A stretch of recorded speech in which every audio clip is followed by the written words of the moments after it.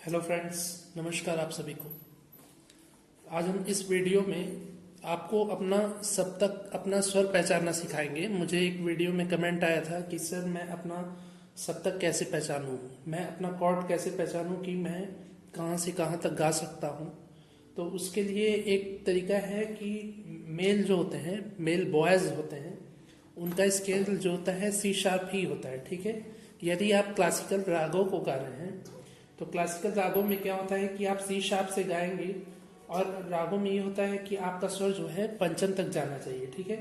क्योंकि अलंकार और तान करने में केवल सा से सा तक ही स्वर नहीं जाते हैं, उसके अलावा पंचम तक भी स्वर जाते हैं। ठीक है। तो यदि आप राग गा रहे हैं, क्लासिकल गा रहे हैं, तो आप अपना स्केल सी शार्प रख सकते हैं। तो सी शार्प, यदि आपको सी शार्प सुटेबल लगता है, फिर उसके बाद आप डायरेक्ट डी शार्प स्केल नहीं पकड़ेंगे। तो सी शार्प के बाद आप पहले डी स्केल को ट्राई करिए। ठीक है।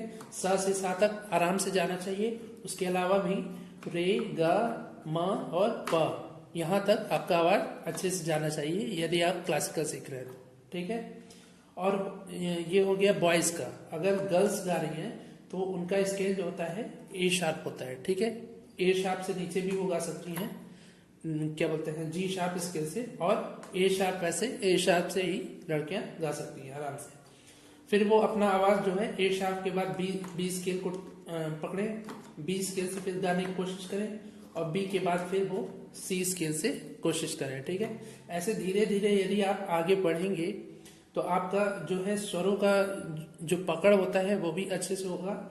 और एक एक हफ्ता, एक एक महीना आप कम से कम प्रैक्टिस करिए इस पर। उससे क्या होगा कि एक एक सप्ताह को आप एक एक हफ्ते भी अच्छे से प्रैक्टिस करते हैं, दिन में 2 घंटा, तो आपके लिए इनफ हो जाएगा। ठीक है। वैसे संगीत में कोई इनफ नहीं होता है, आप जितना ज़्यादा प्रैक्टिस करेंगे उतना ही आपके लिए अच्छा होगा और उतना ही आपका गला अच्छे से बनेगा। ठीक है। गर्ल्स जो हैं ए शार्प से गाती हैं, यदि वो चाहे ए शार्प से उनका स्केल अच्छे से टच हो रहा है तो फिर वो अपना स्केल बी को पकड़ सकती हैं, फिर बी के बाद सी को पकड़ सकती हैं। ठीक है। फिर वो डी शार्प को, सी शार्प को फिर गा सकती हैं। उससे आगे उनका आवाज जैसे पतला होता है तो आगे ज्यादा नहीं जाता है, इसलिए ज्यादा वो सी शार्प तक आराम से गा सकती हैं मेरे अनुसार। और बॉयज जो होते हैं उनका सी शार्प से आराम से स्केल जाता है, तो वो सी शार्प से पहले सा से सा तक कोशिश करें। ठीक है। यदि मध्यम पंचम तक जा रहा है तो और अच्छी बात है, और सी शार्प के बाद अगर आपका पंचम तक जा रहा है, ठीक है, क्योंकि यदि आपको रागों को गाना है, केवल अलंकार गाना है, तो आपका सा से सा तक तो ठीक है। ठीक है। यदि रागों को गाना है तो आपका मध्यम पंचम तक जाना चाहिए। ठीक है।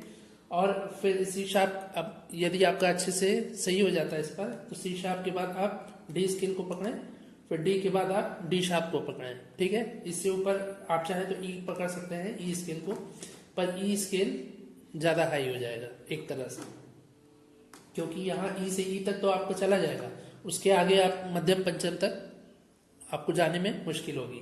और बहुत कठिन रियाज से वो भी आदमी, मतलब जो होते हैं गुरुजन, वो भी आपको सिखा देते हैं। पर यह है कि आप सी शार्प से लेके डी शार्प स्केल तक आप आराम से अच्छे से सीख सकते हैं, और डी शार्प से आप मध्यम पंचम तक यदि चले जाते हैं तो और बढ़िया है रागों के लिए। और ये हो गया रागों के लिए। अब आती है गाने की बात। देखिए, गाने जो होते हैं, कुछ सॉन्ग होते हैं, यदि हम सी शार्प से माने तो वो स से ध तक, यहाँ तक में ही, सी शार्प से ए शार्प तक में ही उन गानों का मुखड़ा अंतरा होता है। ठीक है। या ता सा तक होता है। और कुछ गाने होते हैं सी शार्प से ही आप शुरू करेंगे तो आपका ता सा तक के, क्या बोलते हैं, जी शार्प और ए शार्प स्केल तक जाता है।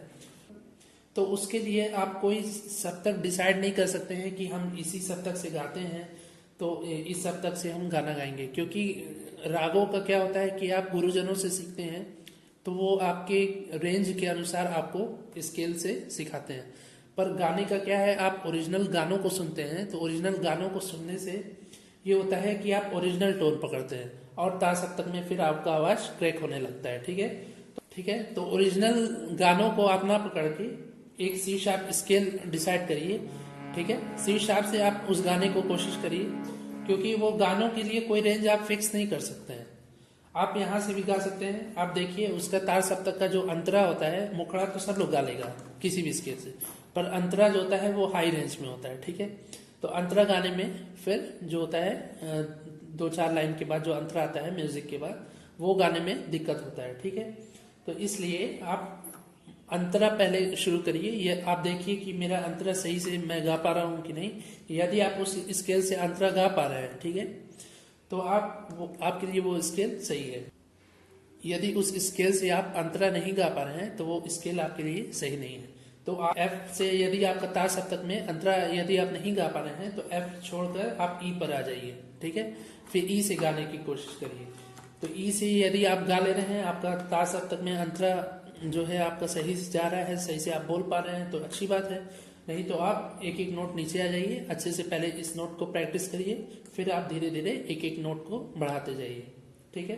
तो उम्मीद है आपको समझ में आ गया होगा कि क्लासिकल रागों के लिए आपका सी शार्प स्केल सुटेबल है, ठीक है, बॉयज के लिए, और गर्ल्स के लिए ए शार्प स्केल, ठीक है। और आप धीरे धीरे अपने सप्तक को, अपने स्केल को आप धीरे धीरे बढ़ा सकते हैं। मैंने 10 थाटों को इसीलिए पहले बताया है क्योंकि वो बेसिक्स होते हैं। बेसिक, यदि आप थाटों को प्रत्येक स्केल से बजाना सीख जाएंगे तो आपको पता चलेगा, आपको ये पता रहेगा कि आपका कौन सा स्केल सप्तक है कि हम इससे आराम से गा सकते हैं, ठीक है। आप बजा के भी देख सकते हैं उसको, आप रागों के हिसाब से जो भी राग जिस भी थाट में है आप उसको बजा के आराम से गा बजा सकते हैं, ठीक है। तो उम्मीद है आपको समझ में आ गया होगा। आगे की वीडियोस में हम और भी ऐसे ही नए नए इन्फॉर्मेशंस को आपके लिए लाते रहेंगे। इसके लिए आप हमारे चैनल को सब्सक्राइब जरूर करिए, और यदि ये इन्फॉर्मेशन आपको अच्छा लगा हो तो इसको लाइक करिए और अपने दोस्तों से शेयर करिए, ठीक है। इसी